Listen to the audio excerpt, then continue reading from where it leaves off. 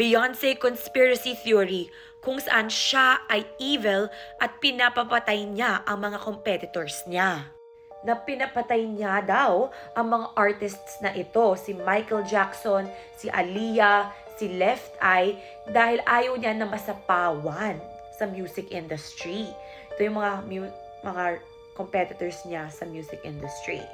Kaya daw kung mapapansin nyo during like award shows like the Grammys, when artists get their awards, they like dedicate it to Beyonce. Like, oh, thank you, Beyonce. It's because of you. Like, they have to honor and bow down to Beyonce when they give their winning speech.